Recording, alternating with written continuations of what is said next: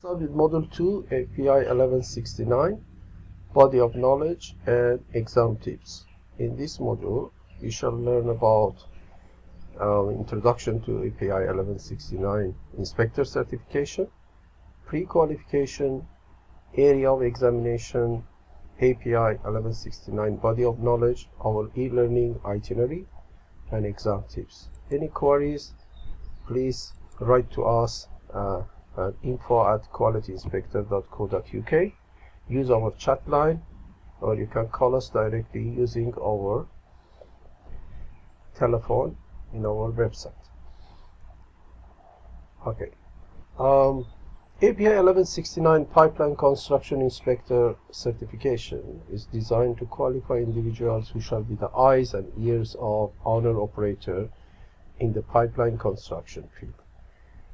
Pipeline inspector should be monitoring and reporting all aspects of pipeline construction, survey, clearing and grading, stockpiling and stringing, field bending, ditching and excavation, welding, coating, lowering, backfilling, cathodic protection, hydrostatic testing, cleanup and restoration, as well as be involved with the contract and agreement, monitor safety and health, environmental aspect, and finally ensure compliance with the project specification. So the inspector is practically representing the owner in the field. For example, the inspector has the authority to stop the work when there is imminent danger to people or environment.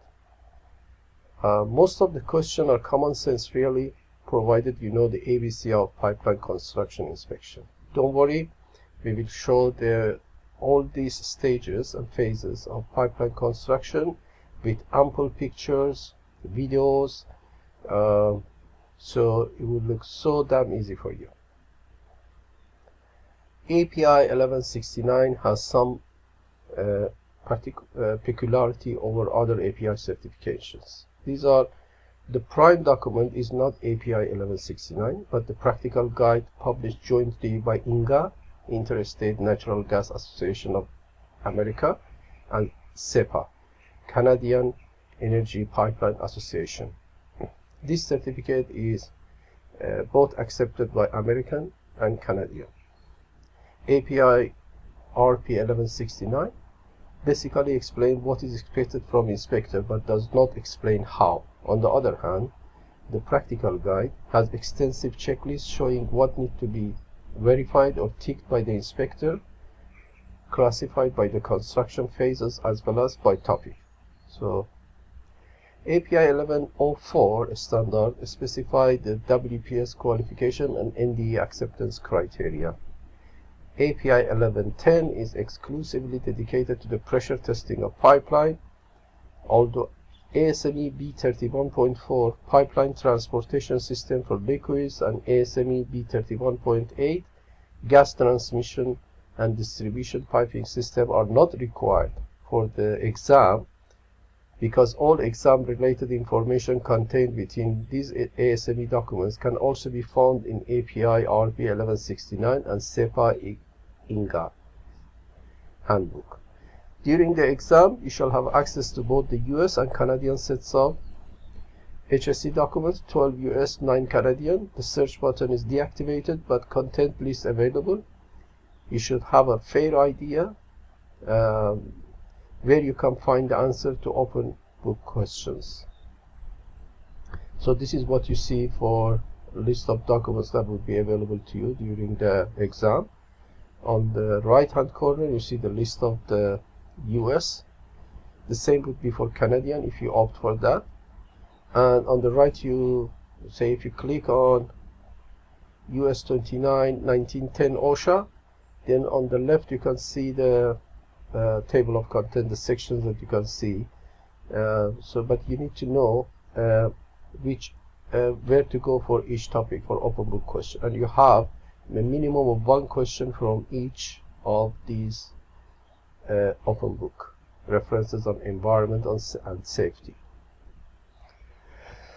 Pre-qualification: you should have at least 3 years pipeline inspection experience or 4 years non-inspection pipeline experience. This can be reduced to 1 year if you have a BS, or a 2-year if you have a 2-year degree in a technical or engineering discipline. Equipment inspection, NDT, in-service inspection, visual inspection, welding inspection, coating inspection, pressure leak testing, inspection of above ground storage tank, piping or pressure vessel, manufacturing, source inspection, utility inspection are also relevant and be counted as your experience. Area of examination. The exam is 3 hours long, 115 questions, only 100 are scored. So you have 1.5 minutes per question. The remaining 15 questions are pre-test, which are not scored, non-scored questions shuffled, unmarked, so you need to answer all questions. 10 to 15 questions shall be from the open book, nothing complicated or cross-reference, just need to know where to find the information. We suggest flagging them off to be answered at the end, since this question would take more time to find the answer than the closed book question. Around 7-8 questions come from API Q1 ISO 9000. We have explained the terms in easy to understand definitions and also highlighted potential questions in yellow. Most of questions are common sense if you know various phases of pipeline construction. We have provided lots of pictures to give you the sense. Okay, let's have a look at the API 1169 body of knowledge that specifies the following topic for exam question. Pipeline construction, inspection, management. Knowledge areas is quality assurance, records, measurement, documentation, safety, basic site safety, roles and responsibility, environmental, permits, SW3P, BNP, etc. Training and qualifications. Front-end construction, you have survey and staking, line coating, right-of-way clearing, grading, alignment sheets, extra workspace, PR location, special condition, specification, permits, special landowner requirements, written and or electronic reporting. Then on installation construction, you have stringing, where you need to know about material identification, pipe grade, wall thickness, coating, heat and pipe number, material defects condition, heat handling requirements, lifting, loading, unloading, stacking, securing, pipe tally, pipe replacement, specification, written electronic reporting. And on bending, pipe ovality and wrinkles, proper bending equipment, liners, mandrels, shoes, angle measurement, specification, and then again written electronic reporting. Welding and NDE, you should know about specification, qualified procedures, personnel, documentation, material, consumable control, testing, equipment and products. And on trenching, crossing, drills, specification, clearances, types of bores, voids, crossing agreements, permits, case versus non-case crossing, and pipe condition. And on coating, again you have a specification, qualified procedures and personnel, documentation, material, consumables, testing.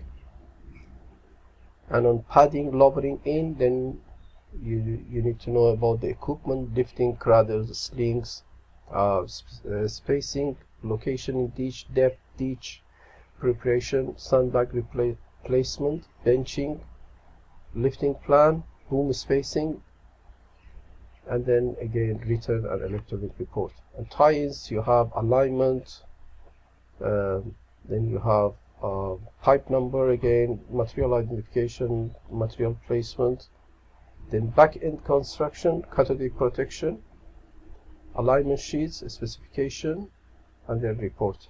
As-built survey, you have red line drawings, alignment sheets, dimensions, NDE maps, logs, weld maps, depth of cover, test leads.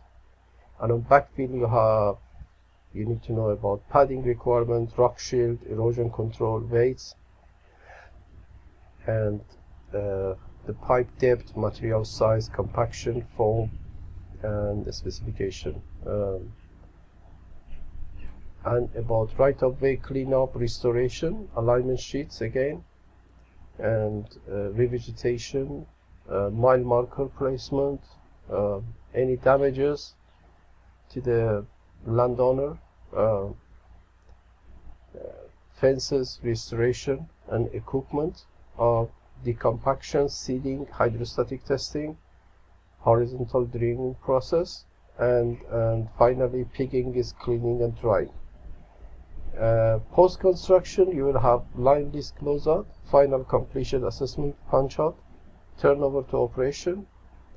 All these being explained in the best practices guide, and you should read it in conjunction with them.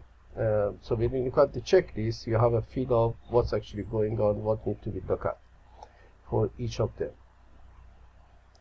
Let's look at the body of knowledge. Guys, don't panic. There's a lot to cover, but we made it extremely easy for you, and we covered it within the next 15 modules with a lot of pictures and explanations. So don't worry about this. API 1169 body of knowledge. So you have 1169 new pipeline construction. You have 1110 for pressure testing. API spec Q1 for quality management system, ANSI Z49.1 safety in welding, CGA best practices, INGA construction safety guidelines, CSS9 pressure testing, API 1104 welding of pipeline. You have ASME B31.4 pipeline transportation, B31.8 gas transmission, and these two ASME API does not require you to read it, but we have simplified it in a few pages for you, because practically this the information that you need from this ASME code is already in the best practices, and so hence the reason. But we have simplified it because we want you to know the reason why is it in best practices and other documents. So, and then finally you have 12 sets of US HSC documents used for open book part of the exam that we have highlighted for you. So let's look at our itinerary e-learning. So module 1 we explain to you study tips. This module we talk about body of knowledge, exam tips. On module 3 we will go about explanatory pictures, so we will show with lots and lots of pictures about the various phases of pipeline construction, so you get a feel and idea what's going on. Then module 4 will talk about definitions, INGA, and module 5 will talk about best practices. These are the major modules, and module 6 will talk about a practical guide for pipeline construction inspector. It is also an important module. Then we will module 7 cover 1169, module 8 1104, module 9 is about safety welding, Z49.1 is an important document, module 10 API 1110, and then pressure testing INGA and module 11, ASME B31.4 and 31.8 on module 12. On module 13 we'll cover ISO 9000, and module 14 API Q1, and module 15 we'll have flashcards, all the important terms and potential exam question.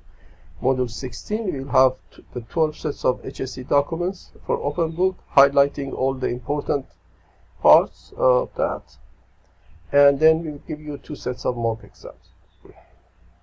Okay, let's go about a few of the exam tips. No negative marking, so answer all questions.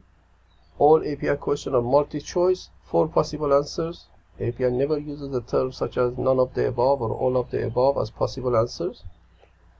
When solving the doubtful question, try to understand why a particular answer may be right, while the other 3 given answers should be wrong. Eliminate wrong answer to increase your chances of picking the correct answer.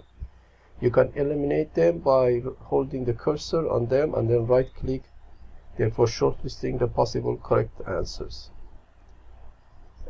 Please note that sometimes the wrong answer is quite a valid statement, but it's also the wrong answer simply because it's either not relevant to the question, or the question asked is in negative form, not or except.